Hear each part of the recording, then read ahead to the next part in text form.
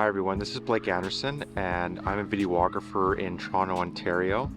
And in this video I'm going to be covering Cinema4D, particularly using Greyscalegorilla. In this video I'm going to walk you through how I created this scene using cloners and using both a wooden unfinished material that I applied to these cloners and to these doodads, what they're called in Greyscalegorilla. So I added these doodads and I added wood elements and also styrofoam elements to these animating cloners. In this video, I'm going to quickly walk you through how I use different elements of the Greyscalegorilla plugin pack, including drop zone, using their materials, also using their lighting setup in order to create this scene.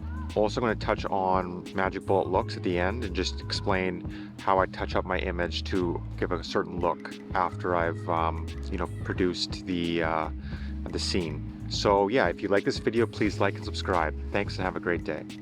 This is the setup of the scene.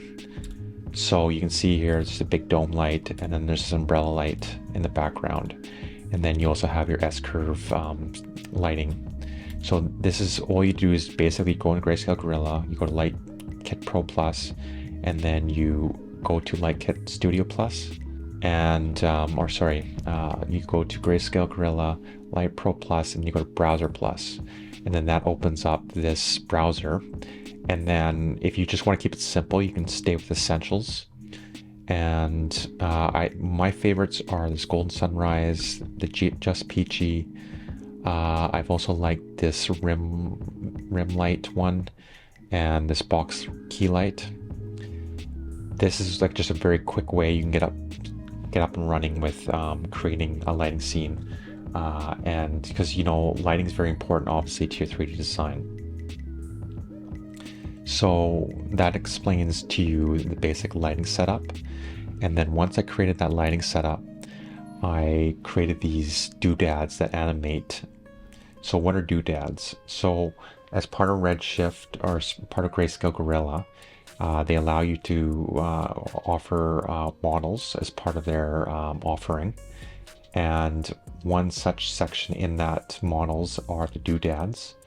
And they're just kind of a different way of saying objects that I guess are kind of interesting and unique.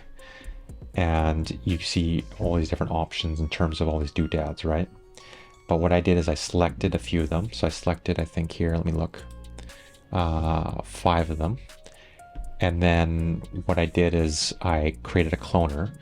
What I've done is I've generated these doodads, and then I created a cloner. And then I drop these doodads into this cloner. And the cloner here, as you can see, is linear. There's these different mode options. What I did is I did linear. And then what you can also do is the type of cloner that you want. So you can do it random, you can iterate them, you can blend them, you can sort them. And what that then allows you to do is it's just basically the sequence in terms of how the cloner organizes the doodads. What I did is I did a few different types of modes in terms of the cloner, and just to kind of create a bit of variety. And that's basically what I need to show you, is that once you've created a cloner, then what I did is I just duplicated the cloner, I guess 5 times or 6 times, and I changed the mode, the cloner sort, and that's basically what I did.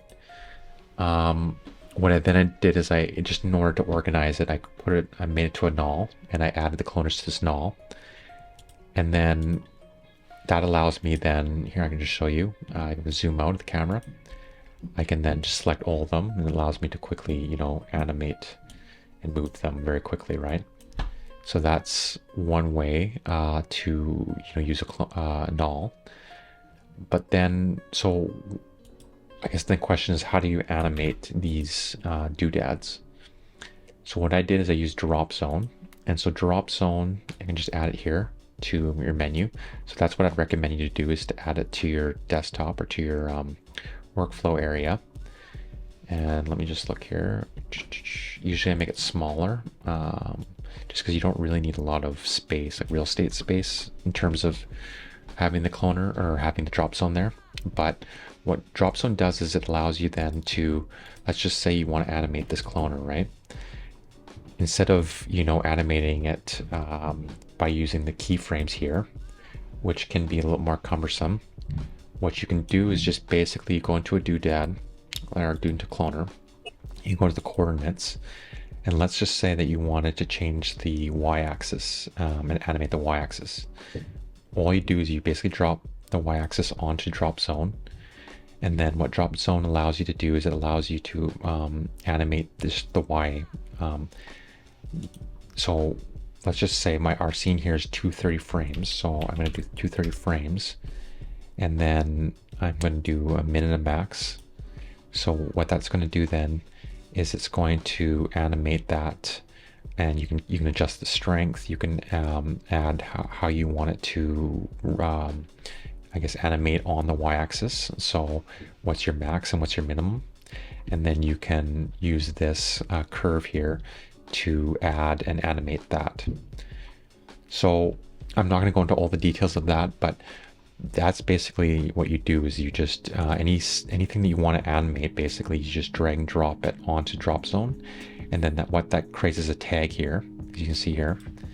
And then so what I've done is I've created a tag for each cloner, and they're animated in different ways just to create some randomness.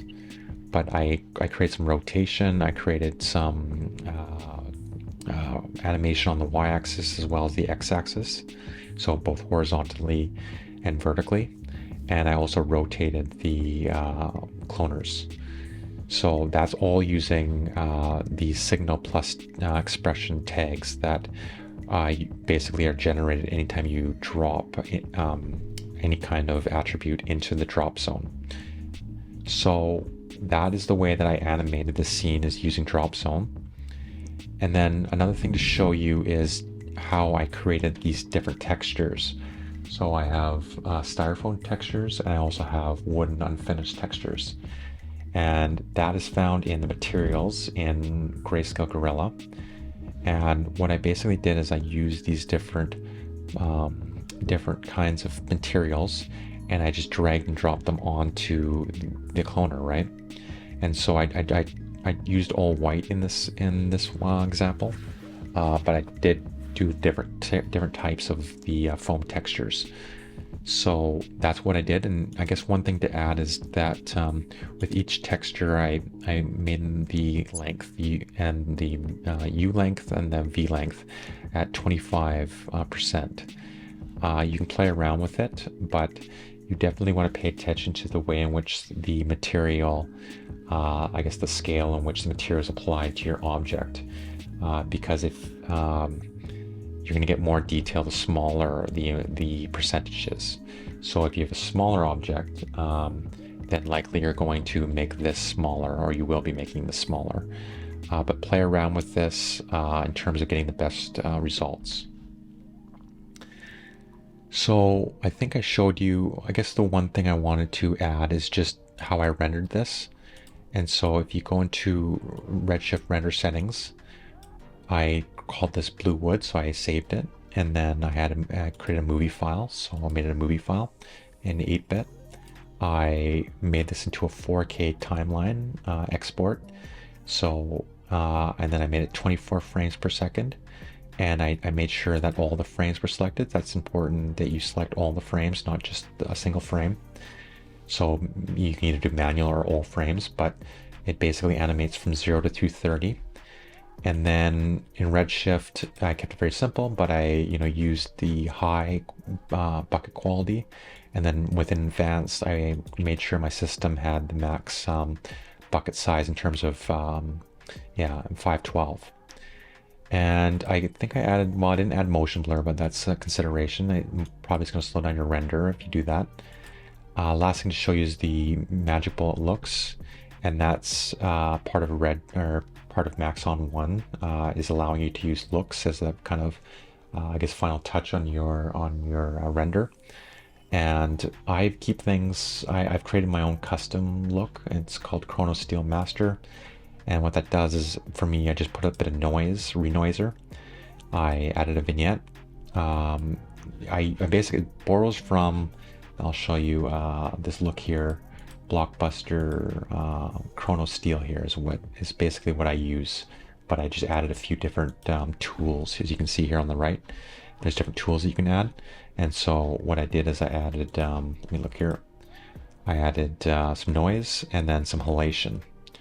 And then I think I didn't touch that, but halation, yeah, kind of just distorts the image a bit in terms of the color. Or I think it actually, halation makes it like give a bit of a blooming effect as well, I think. So usually I dial back the magic bullet looks a little bit, not to make it so strong.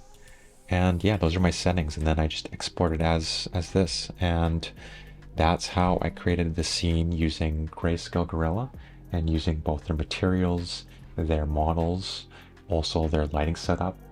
And that is a way that you can create for yourself a very high quality background scene or just a 3D scene, and hopefully you learned some things in this example, and you can take away and make your renders better. So if you like this video, please like and subscribe. Thanks and have a great day.